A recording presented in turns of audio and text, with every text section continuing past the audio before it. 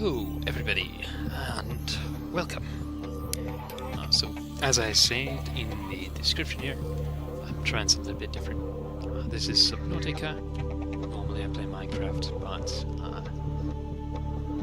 I've had an idea I've been running with for a while, and I figured I might as well get it out there in some way, shape, or form. Excuse me. I'm struggling with some irritant in the throat, so forgive me if I'm coughing or clearing my throat a lot. So today I wanted to talk about, let's see, comfort zones and setting goals. I was in a class a while back, and they were talking about all the, it was a class on setting goals and planning for success from a business standpoint. And all that really stuck with me was, Subnautica explains this like so perfectly. So I wanted to make it. So the system that they used in the explanation is SMART. It's an acronym. The first letter, S, stands for specific. If you don't have a good goal, you're not really going to get anywhere. M is measurable. How can you track the results? A is actionable. You can do, or how can you do it right now? R is risk. Stretch your comfort zone. If you're not stretching your comfort zone with your goals, then you're just going to stay where you are. T is timely. Deadlines help progress. If you don't have a deadline, you're not actually going to find that you're actually doing the task you need to do. And the whole idea is to make smart goals, so you can leave a better, so you can have a better,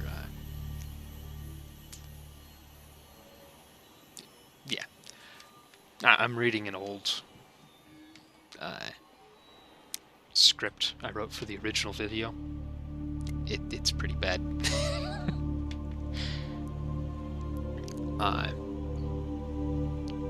Basically, you want to have an adventure in your life, and you're not going to do that from your comfort zone. Every good story, you've got the hero, and you've got the antagonist, the rival. We don't really need an outside rival, though, because realistically, humans have a built-in rival. That is the part of the brain that's always wanting to be distracted, and the part of the brain that's responsible for fight or flight. A lot of people say that fight or flight is this thing that activates every once in a while, but in truth it's always active. That's what tells you not to touch a hot stove and other things like that, as well as just living your daily life. It's always there, and that's where you get a lot of your self-doubt and things that are telling you that you're not good enough, you're not capable of doing this. That's the fight or flight mechanism that is there, kind of getting in your way so that it can keep you in the comfort zone.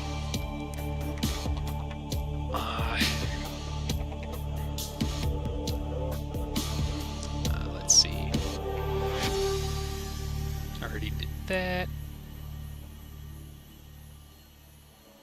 Yep. I'll just ditch the script and start the game.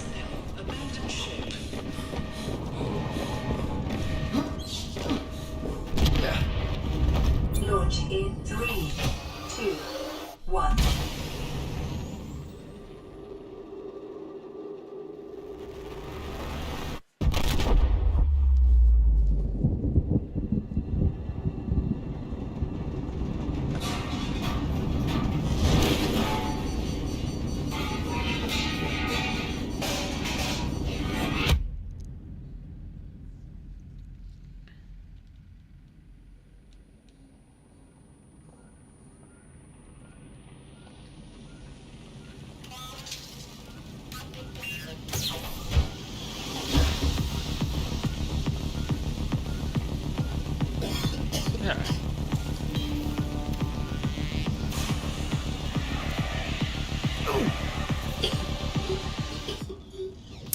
So, right away, we've got our little bubble here.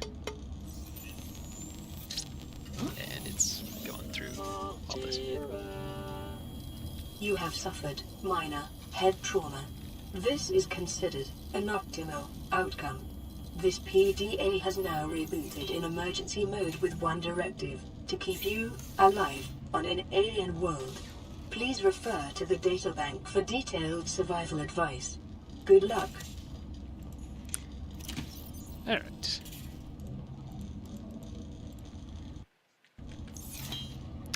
So, the pod is kind of your first comfort zone.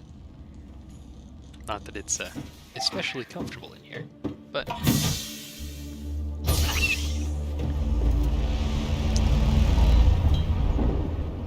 The Aurora suffered orbital hull failure. Cause unknown. 0 human life signs detected. ouch. But the real comfort zone here is the safe shallows. So when you first start the game, you're in a place where you can get oxygen really easily, and a lot of the resources that you need are readily available. You've got food, if you take the time to actually collect it.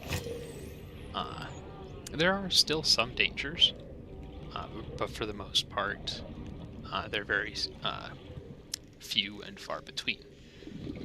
And as you become familiar with the area, you're able to, know exactly where you're going to run into one of these guys and how to avoid it.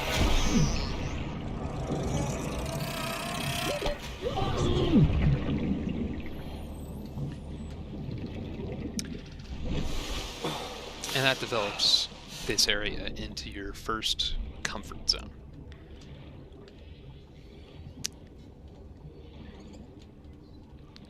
So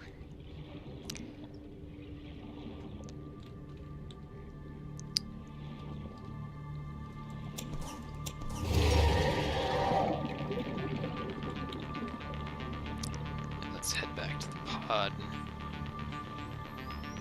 I need some berries. I forgot about it. It's been a minute since I've played Subnautica, so I am a bit rusty, but I've already completed the game several times, so I don't have the genuine first experience here to show you, but it is definitely a lot more apparent, the comparisons between Subnautica Life on this planet grows in unusually distinct and diverse ecological biomes. Further study recommended. That is a little annoying. It's okay when you're, just playing the game, but when you're trying to record, it's not as convenient.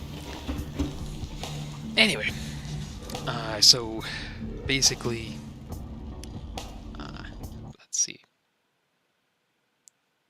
Options.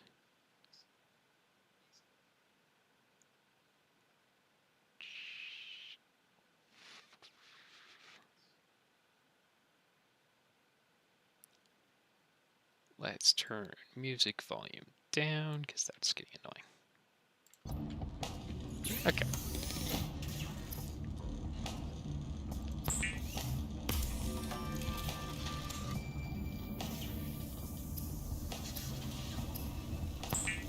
That's not what I wanted to make. Oops. I literally never use those. The fabricator draws from available data to provide environment-appropriate equipment, using locally available materials. For your safety, this setting cannot be overridden.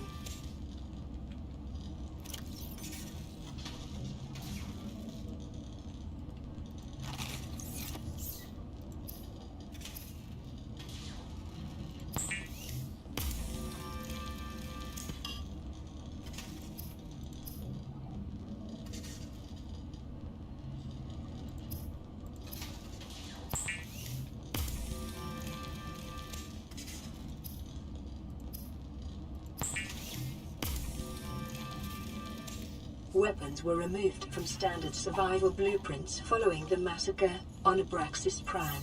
The knife remains the only exception.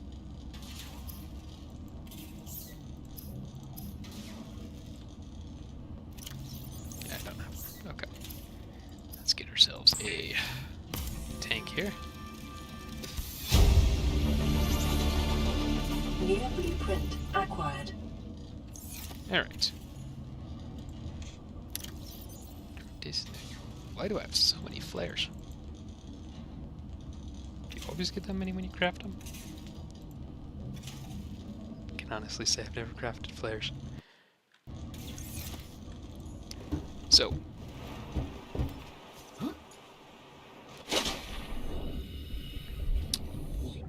Basically, Terraria has a very cut and dry, here is your comfort zone system, because you've got, you know, your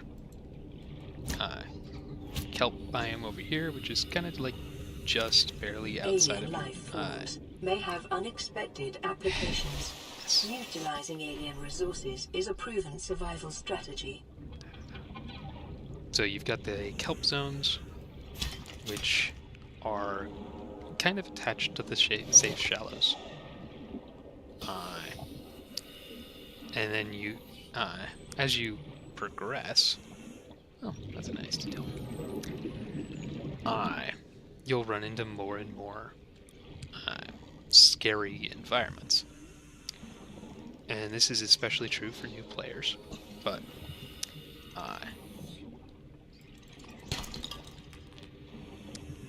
you can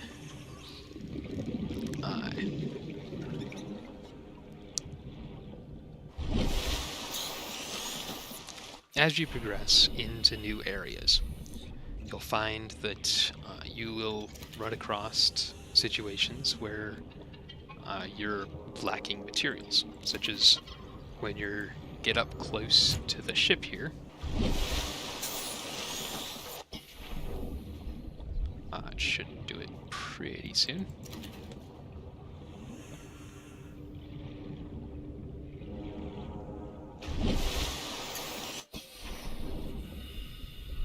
There we are. Radiation detected. And that's a pretty big thing, because that takes major damage, or you take major damage from that. So, obviously that is a zone outside of your comfort zone that you can't get to, because you're not prepared. And so you have to take a few steps back to actually prepare for it. And now that you know what's over there, you can prepare properly.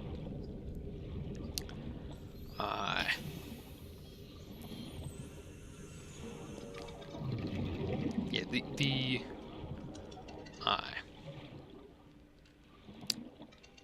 yeah, let's see.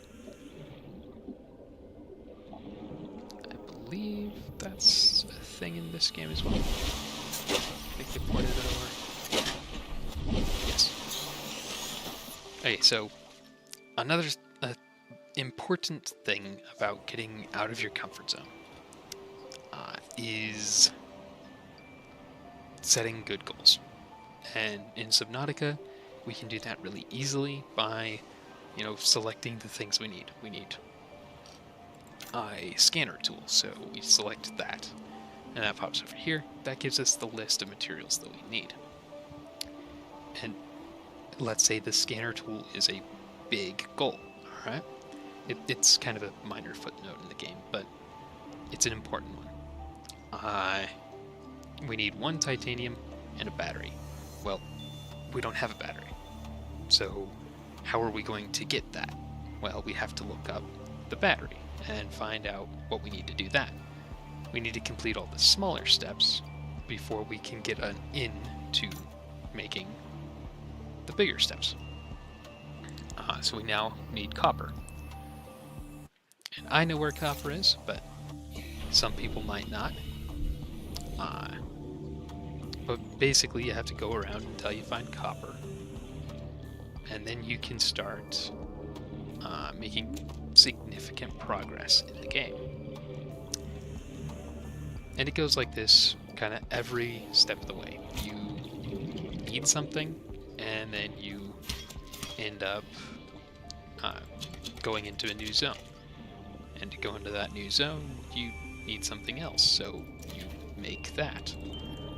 And that's kind of the progression loop of Subnautica. And it's pretty much the same progression loop that we have in life. You know, you start in your own bubble. You find the borders of what's comfortable, nothing too deep, and then eventually you get to the point where you have everything you need, or you let's see. Yeah, so eventually you get to a point where you have everything you need, but you want more, or you have met all the requirements for life, but you're still not satisfied.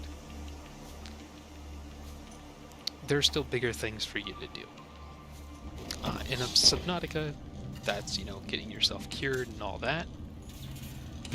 But it could just as easily be something like, you know, getting fit, doing 50 push-ups a day, something like that. And it's all about setting goals, acknowledging what those are, and progressing towards those goals one step at a time. You're not always going to have huge progress, and sometimes in order to go forward you have to make sacrifices or steps back before you can actually move in the direction you want to go.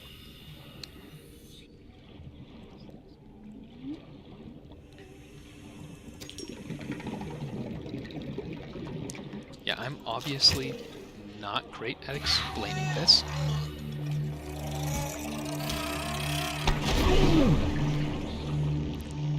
And also not too great at the game, apparently.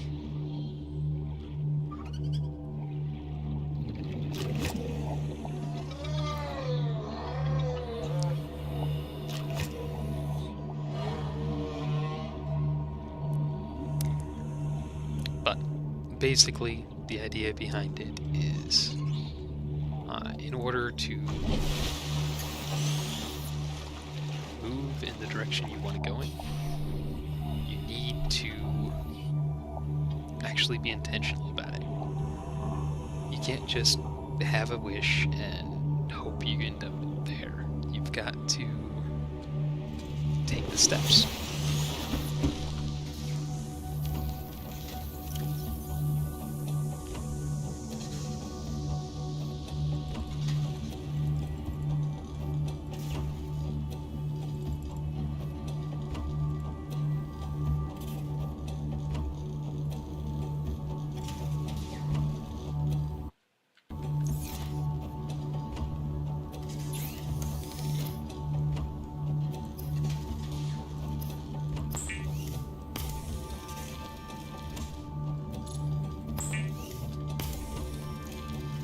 It is common for those accustomed to synthetic foods to be repulsed by eating an animal carcass.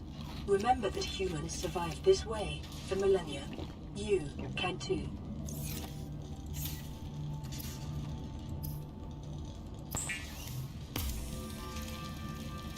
The fabricator cooks small organisms while disposing of the skeletal structure, bodily fluids, and internal organs, thus rendering them safe for human consumption.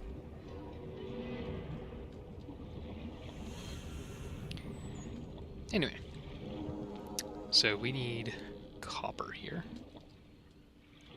Where are some rocks?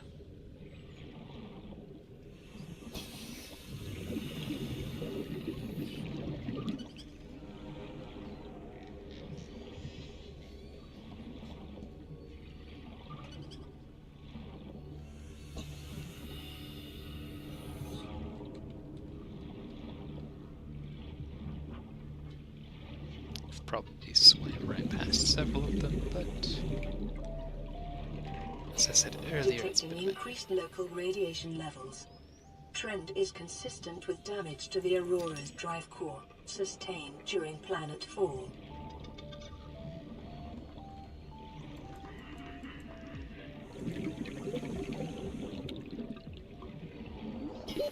Oxygen. Copper is an essential component of all powered equipment. Your probability of survival has just increased to unlikely, but plausible.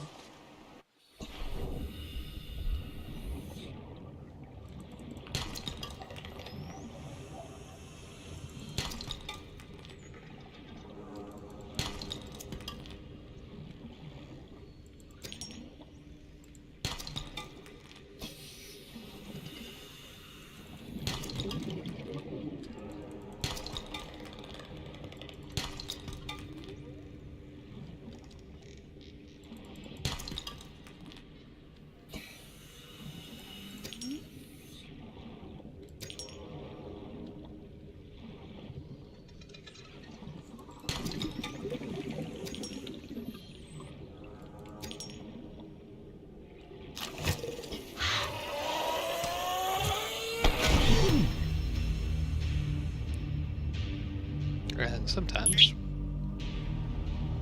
things don't work out. But if you let that stop you, then you're never going to get anywhere.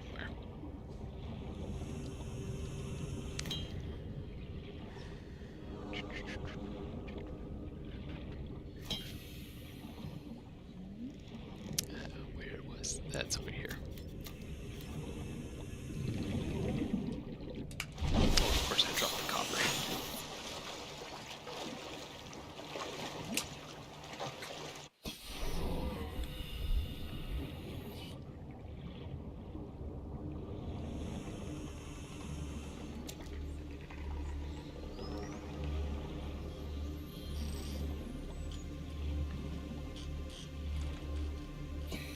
Oh, I dropped a lot of stuff.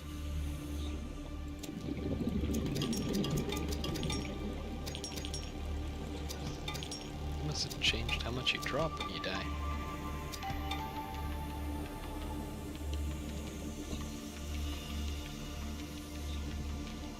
Let's not go that way. Alright.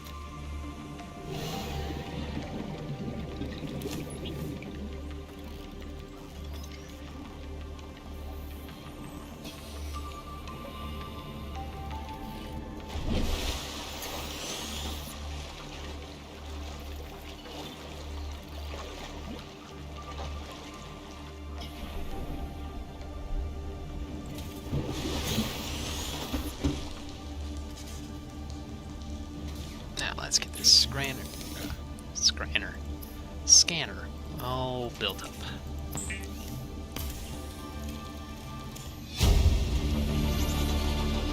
New blueprint acquired.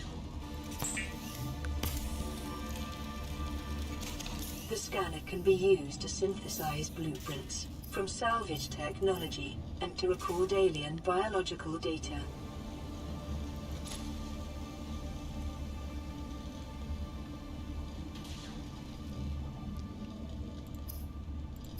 I didn't realize you could pin things from the crafting interface. That's handy.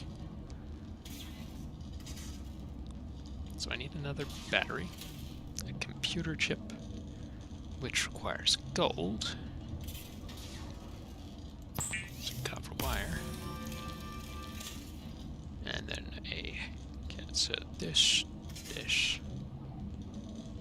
and this. Can knock out the battery pretty quick.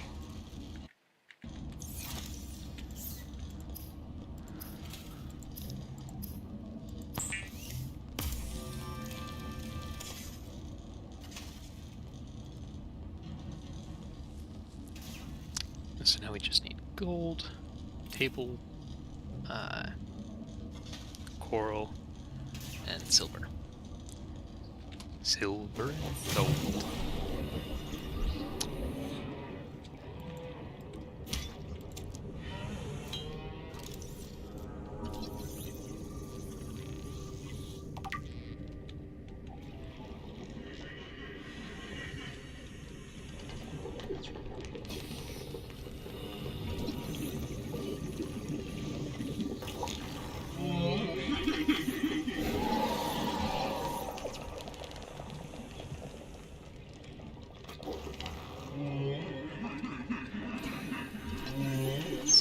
ride.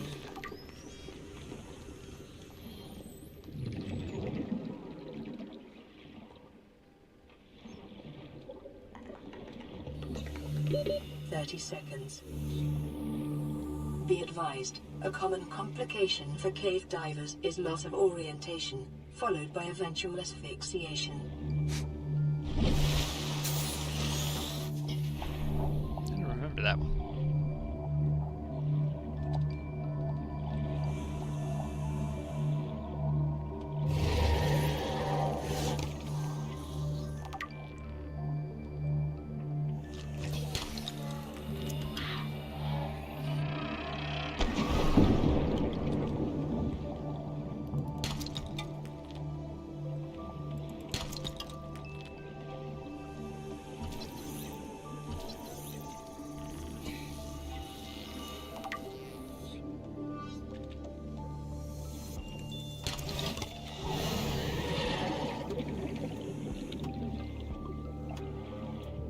Here we are.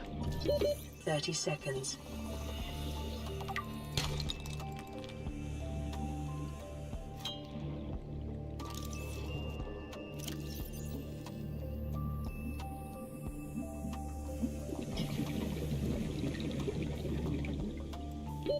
Oxygen.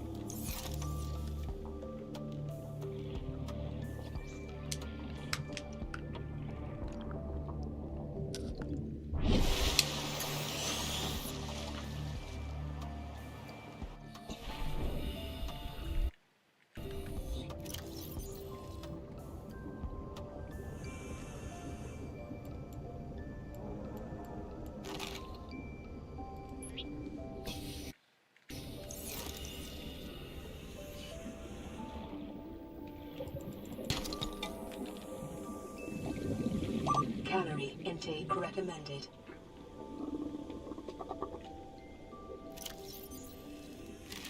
Vital signs stabilizing.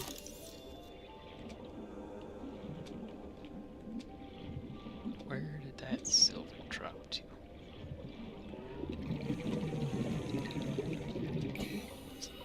Bummer.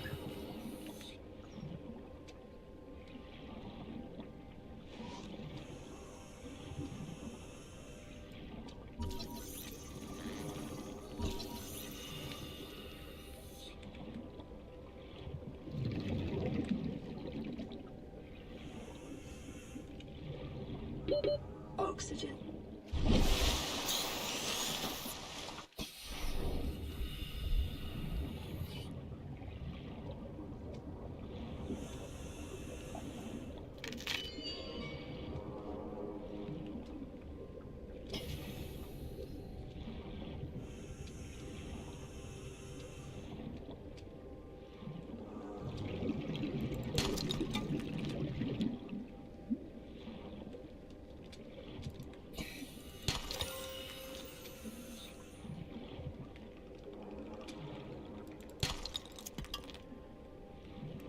Silver-based wiring kits are an essential component of many habitat modules.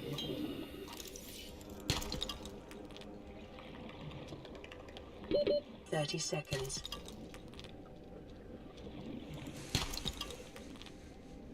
I do need more lead, I need more silver and gold. Detecting sulfur deposits in the local cave systems. Sulfur is an essential component of the repair oxygen.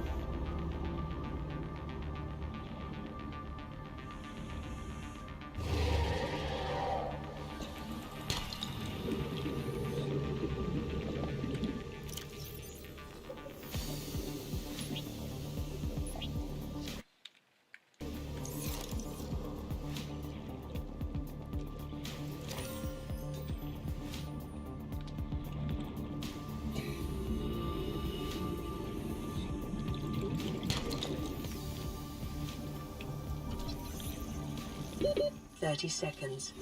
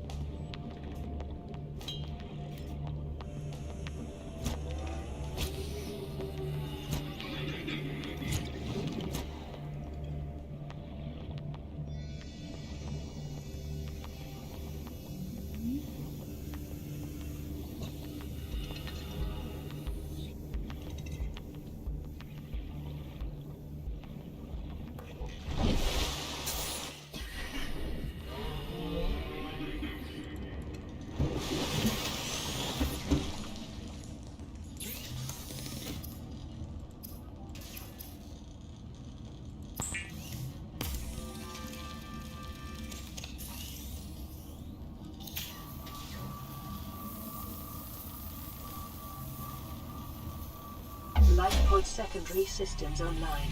Running full environment diagnostic and outputting results to databank.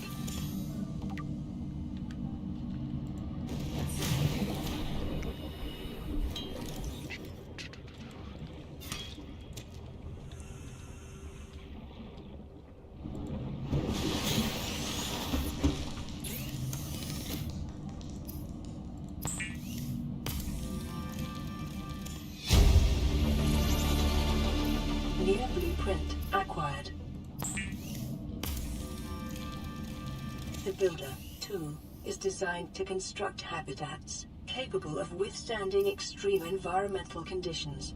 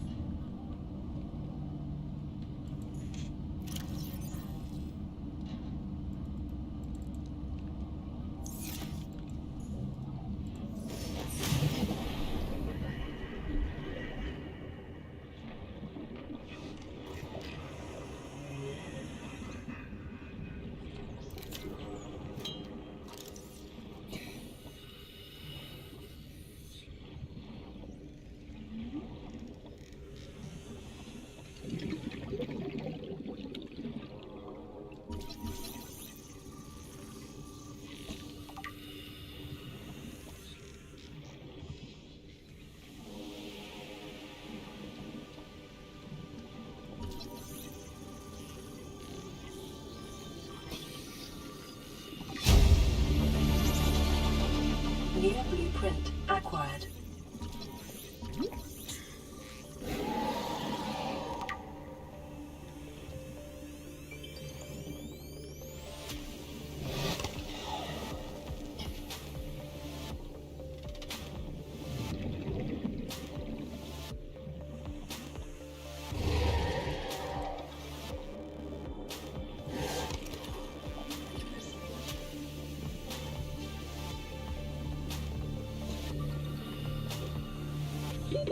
Oxygen.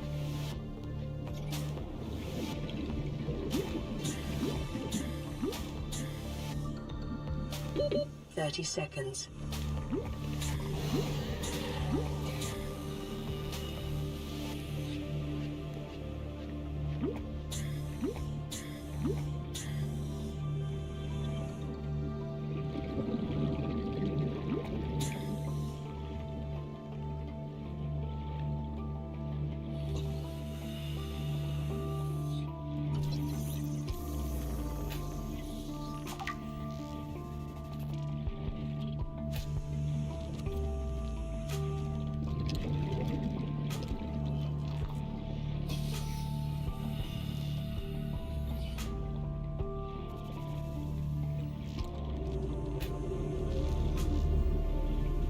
Short-range scans suggest this biome supports extensive biodiversity and connects to a number of small cave networks. And this out here is probably the 30 seconds. best example of comfort zones around, because it is a zone that you can become very comfortable in after you've initially just explored it a little bit. But a thing that a lot of new players freak out about are these Leviathan class reefbacks. The reefbacks are non-aggressive, but there's no way for the player to know that right off the bat, especially since a lot of aggressive creatures don't just attack you outright. There's actually... they have to realize that you're there first.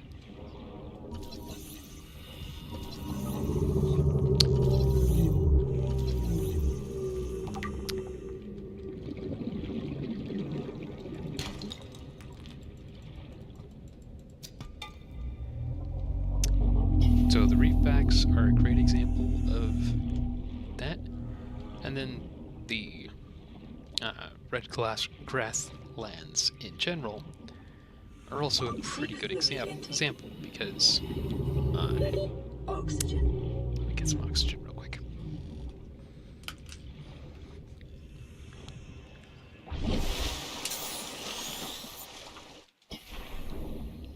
It is a new biome, so you're naturally going to approach it with more caution than others, or than you would the base plains area.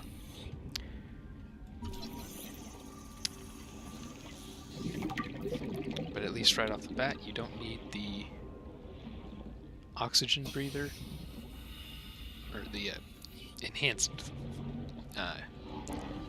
mask to explore this area. Just gotta be careful of the sand sharks and you're good. I say as one of them bites my face off. 30 seconds.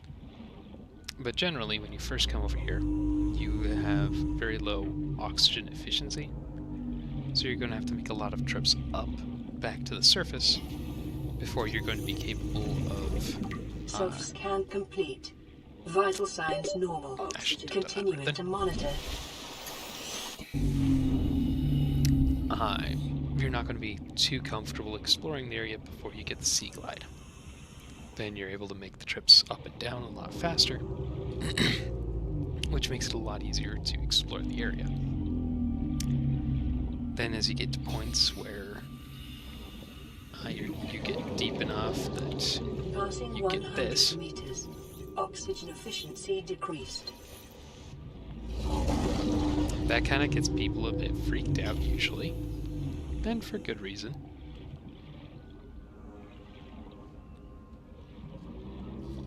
Since that oxygen efficiency decrease extends past the time when you go above 100 meters. It continues until you take your next breath, so it's a bit scary if you're not expecting it.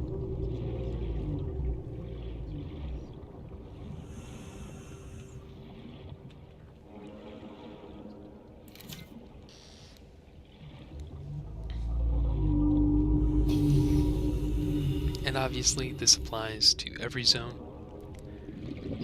You've got your early game here where you've only got these handful of zones that you can readily access, but it extends even to the later game. Intake immediately. And as you get familiar with the game, you're actually able to go in and even go down to the deepest, most dangerous parts of the world and be perfectly fine because you're familiar with them. And that's basically how comfort zones and setting goals and such works, is they're only scary so long as you're not familiar. After you've made progress, after you've gone and seen, then it's not as bad. And you can even get to the point where you extend your comfort zone to include everything that you want to be a part of.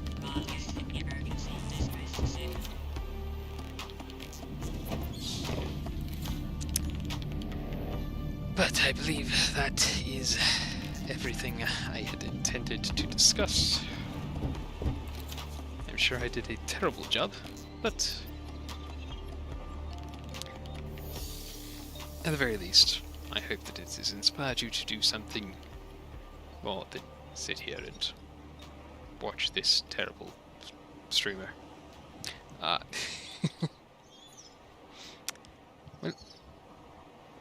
have fun out there, everybody. And as always, Lord willing, I'll see you again next time. God bless.